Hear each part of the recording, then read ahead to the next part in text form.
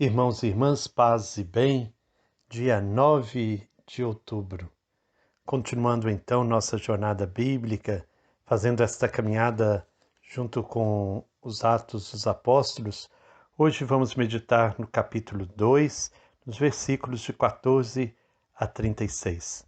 Preparemos então nosso coração para acolhermos a palavra que Deus nos dirige, para que nós possamos beber nesta fonte dos Atos dos Apóstolos e cada vez mais sermos pessoas melhores, pessoas que vivem a sua fé, que a assumem integralmente, assim como os apóstolos assumiram, eles que ontem nós meditamos, receberam esse Espírito que os leva a anunciar. Que nós possamos então acolher esse Espírito e buscar de fato anunciar Jesus, anunciar a nossa fé num reino, num mundo novo. Rezemos. Deus Pai, Filho e Espírito Santo, fonte transbordante da missão, ajuda-nos a compreender vossa palavra, a testemunhar como as primeiras comunidades cristãs que a vida é missão, dom e compromisso. Que os encontros que faremos percorrendo as páginas dos Atos dos Apóstolos ajudem a cada um de nós a ser testemunha profética do Evangelho, numa igreja em saída de discípulos e missionários, em estado permanente de missão. Eis-me aqui, Senhor, quero assumir a missão de construção do vosso reino. Envia-me. Amém. Assim diz o texto de hoje. Então Pedro ficou de pé com os 11, e levantando a voz, assim se exprimiu: Homens da Judéia e todos os que moram em Jerusalém, compreendam bem e prestem atenção às minhas palavras. Estes homens não estão embriagados como vocês pensam, pois são apenas 9 horas da manhã. Pelo contrário, trata-se do que foi dito pelo profeta Joel. Nos últimos dias, derramarei do meu espírito sobre toda a carne, diz Deus. Os filhos e filhas de vocês profetizarão, seus jovens terão visões, e seus anciãos terão sonhos. Sim, naqueles dias derramarei do meu espírito também sobre meus servos e minhas servas, e eles profetizarão. Farei aparecer prodígios em cima no céu e sinais embaixo na terra, sangue, fogo e nuvens de fumaça. O sol se transformará em trevas e a lua em sangue, antes que chegue o grande e esplêndido dia do Senhor. E todo aquele que invocar o nome do Senhor será salvo. Homens de Israel, escutem essas palavras. Jesus, o Nazareno, foi entre vocês um homem aprovado por Deus, com os milagres, prodígios e sinais que Deus realizou por meio dele, como vocês bem o sabem. Esse homem, segundo o plano previsto por Deus, foi entregue por mão de gente sem lei, e vocês o mataram crucificando-o. Mas Deus o ressuscitou, libertando-o das angústias da habitação dos mortos, em poder da qual não era possível que ele ficasse preso. De fato, assim falou Davi a respeito dele. Eu via sempre o Senhor diante de mim. Ele está à minha direita para que eu não vacile. Por isso meu coração se alegra e minha língua exulta, e até minha carne repousará na esperança. Porque não abandonarás minha vida na habitação dos mortos, nem permitirás que teu santo conheça a corrupção. Tu me fizeste conhecer os caminhos da vida e me encherás de alegria em tua presença.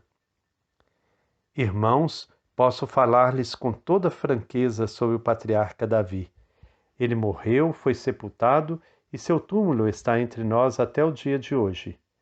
Mas, sendo profeta, ele sabia que Deus, com juramento, lhe havia garantido que um descendente seu se sentaria em seu trono. É por isso que previu a ressurreição de Cristo e disse: Ele não foi abandonado na habitação dos mortos, nem sua carne conheceu a corrupção. Deus ressuscitou esse Jesus, e todos nós somos testemunhas disso. Então, exaltado à direita de Deus, ele recebeu do Pai o Espírito prometido e o derramou. É isso que vocês estão vendo e ouvindo. De fato, assim falou Davi, que não subiu ao céu. Disse o Senhor ao meu Senhor: sente-se à minha direita, até que eu faça de seus inimigos um estrado para seus pés. Portanto, que toda a casa de Israel saiba com plena certeza: esse Jesus que vocês crucificaram, Deus o tornou Senhor e Cristo. Palavra do Senhor. Graças a Deus.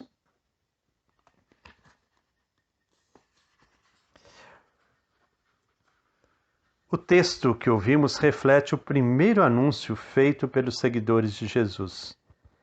Embora não de forma pura, mostra qual seria esse anúncio que provoca conversão, aquilo que se chama de querigma. Lucas escreveu muito tempo depois dos fatos, e sua visão é um tanto ideal e influenciada pelos acontecimentos que ocorreram depois de 70 anos depois de Cristo. Com a destruição de Jerusalém, os judeus procuraram novas formas de estabelecer a própria identidade, o que deu vazão a muito fanatismo e intransigência. Os judeus convertidos ao cristianismo eram forçados a uma decisão. Essa decisão é projetada no passado, no momento da conversão, provocada pelo primeiro anúncio ou querigma. Na visão de Lucas, o verdadeiro povo de Deus é o que aceita Jesus Messias, e não os que pertenciam a Israel simplesmente pela descendência. São os cristãos que podem agora interpretar legitimamente as Escrituras e o projeto de Deus nela contidos. A caçoada dos que dizem que o cristianismo não passa de bobagem de bêbados, Pedro responde interpretando o Pentecostes cristão através de um texto do profeta Joel. Joel, capítulo 3, versículo 1 a 6. A um povo dominado e perseguido, o profeta anunciava a chegada do dia do Senhor, em que se manifestaria a salvação para todo aquele que invocasse o nome do Senhor. A característica fundamental deste dia seria o derramamento do Espírito de Deus sobre todos, de modo que todos conheceriam a vontade de Deus como os profetas. O dia chegou, e o Espírito foi derramado. Agora todos os cristãos que invocam o nome do Senhor Jesus são capazes de compreender e anunciar a vontade ou projeto de Deus, anunciado e concretizado por Jesus.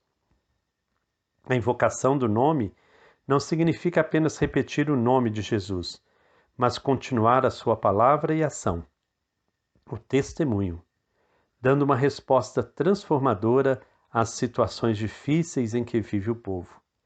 Através do Espírito é o próprio Jesus presente e agindo através daqueles que o seguem.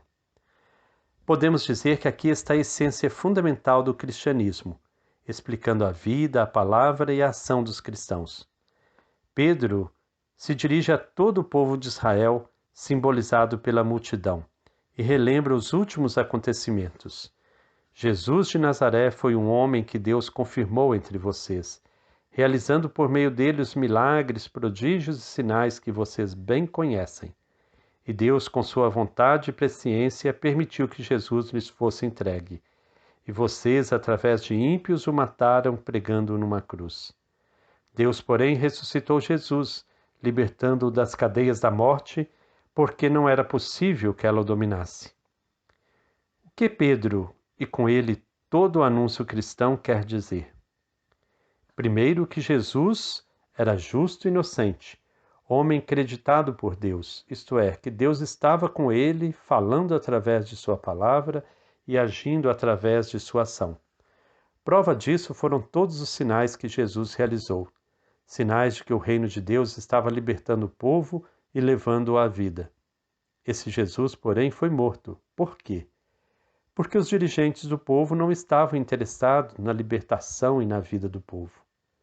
Com isso, iriam perder seus privilégios e mordomias, conseguidos e sustentados graças à exploração e opressão do povo. O Sinédrio, Supremo Tribunal dos Judeus, decretou a sua morte, e os romanos, através de ímpios, como diz o texto, executaram a sentença. O que na verdade estava em jogo no processo de Jesus? Razões políticas e econômicas, acobertadas ideologicamente pela religião. Jesus de fato foi morto porque era um perigo para o sistema. Seu anúncio da verdade e da justiça, provocando relações de fraternidade e partilha, ameaçava a política e a economia, concentradas nas mãos de poucos. Jesus subvertia esse sistema. Incrivelmente, foi condenado por motivos religiosos, como bem mostra o Evangelho de João, capítulo 19, versículo 7.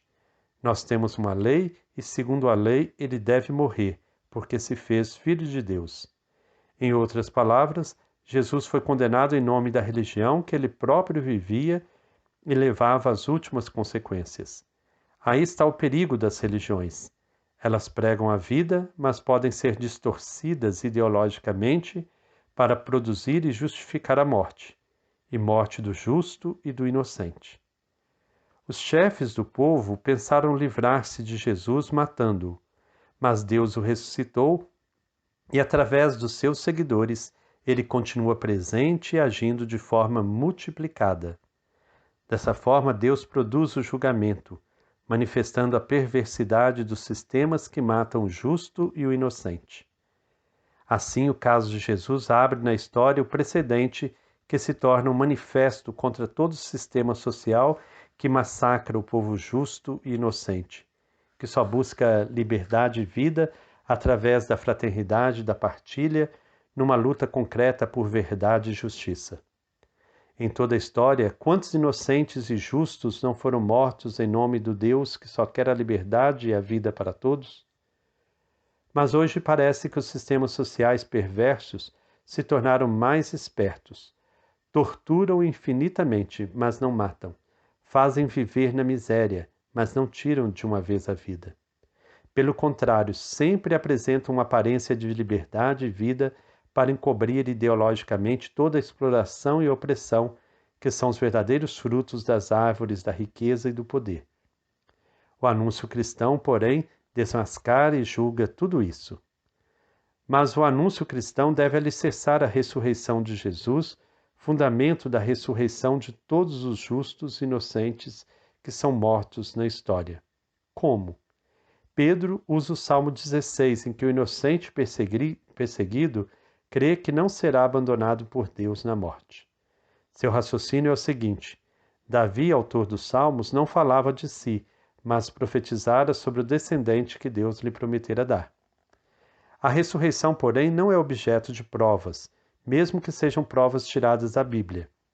Em nenhum lugar a Bíblia descreve a ressurreição.